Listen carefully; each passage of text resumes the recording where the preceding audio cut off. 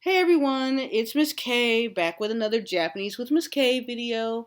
So, unlike the other videos, which have been a little bit shorter, this one's going to be a little longer.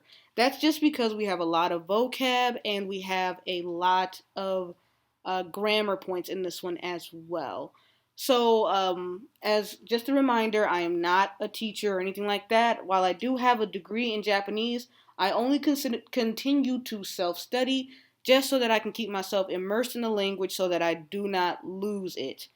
If you find these videos are too dense or too slow, I for sure encourage you and welcome you to try out other resources so that you may self study at the speed that you feel is good for you personally. If you don't know where to start, I'll have some resources that I'll be talking about at the end of the video, some that I use personally, some that I've heard of, and things like that. If there are any if there's any other languages you'd like to learn that are not Japanese, feel free to come down to ECPL and check out any of our cool books on language. We have Italian, we have Korean, Chinese, and we also have Spanish. And if there's any other languages that you'd like to learn that you haven't found a book for yet from us, we will happily order it for you and you can pick it up at a later date.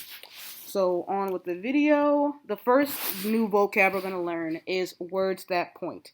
So we have kore, this one, sore, that one, are, that one over there, dore, which one, kono, this blank, sono, this blank, ano, this blank over there, that blank over there, dono, which, koko, here, soko, there, asoko, over there, doko, where, dare, who.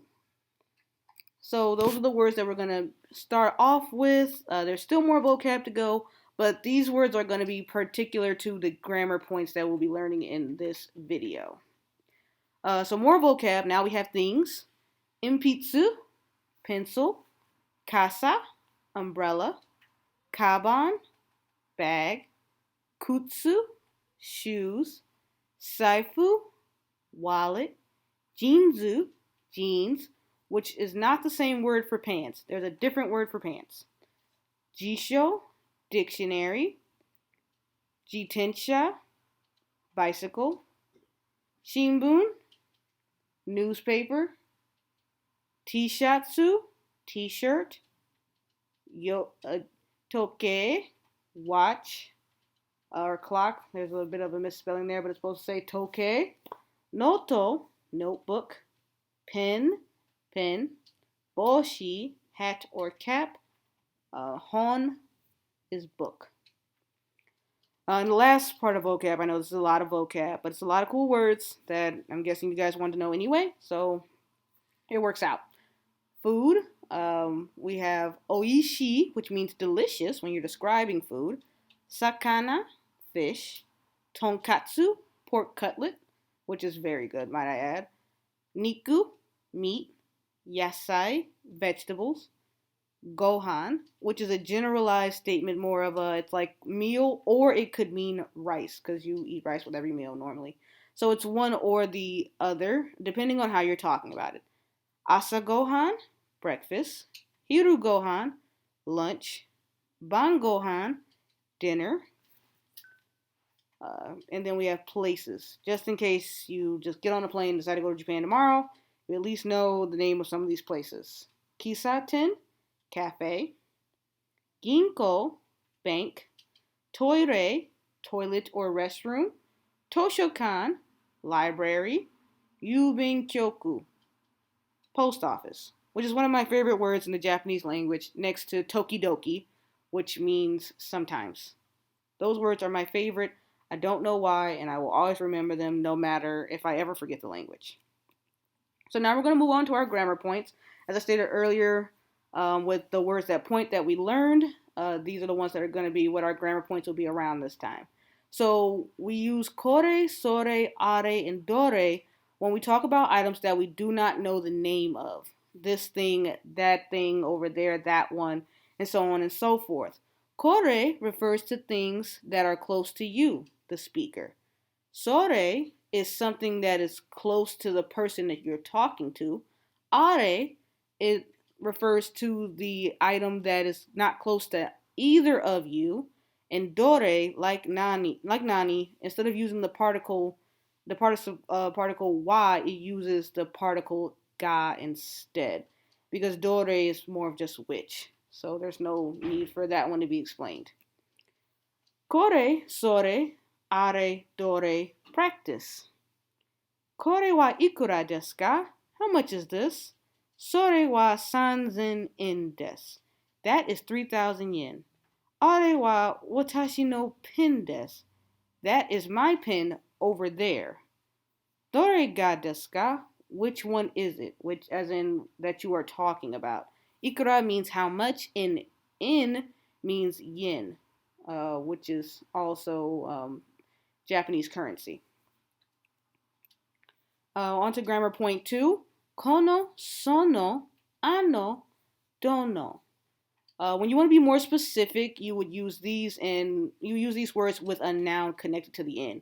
So the ones that end with re, kare, sare, are, dare, will always stand alone, while the ones that end with no, the ones up top that we're currently learning, always have a noun.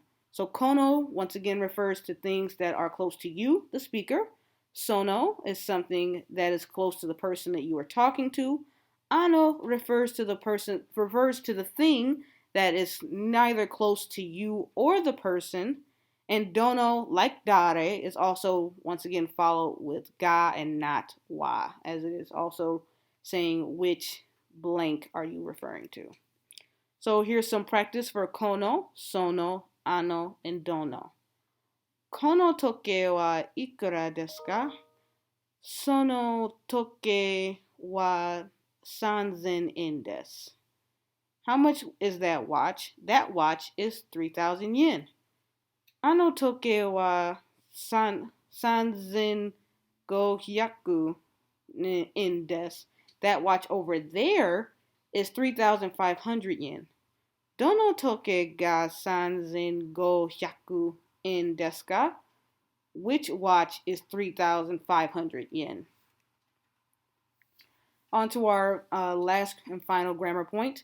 Koko, soko, asoko, doko. These are words for places. So koko is here, near me, next door to me, behind me, what have you. Soko is near you. Over there is asoko. And where is doko? This grammar point will be talked about more as we learn like the middle of and things like that. But other than that, these are just the basics, just because of where everything else is.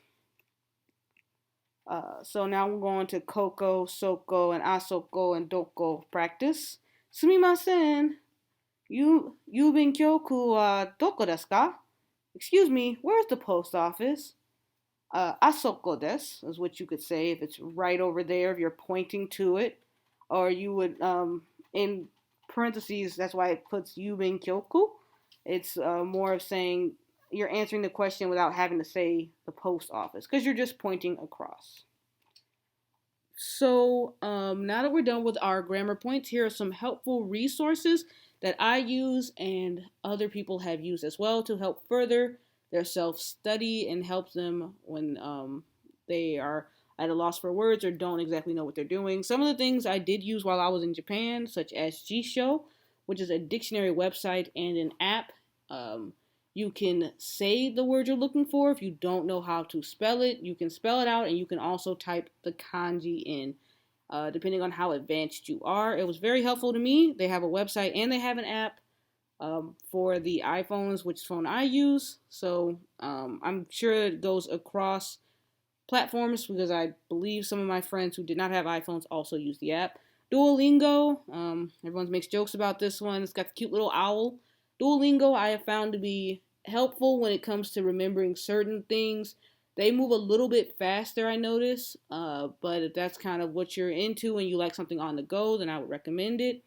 Lingo Deer is also an app that I have also tried out. I feel as though they're a little bit slower. So if you're looking for something a little slower paced, I would recommend that app. Duolingo also helps you choose how intense you'd like your study to be. If you don't want to be doing it every single day, or you're not trying to pick up the language very quickly, then that's something that you would want to let them know. Drops is also one that I've also used. They kind of have a little more focused, like if you want to learn, if you already know conversation Japanese and you like to learn business Japanese, then they will give you stuff geared towards business Japanese as well.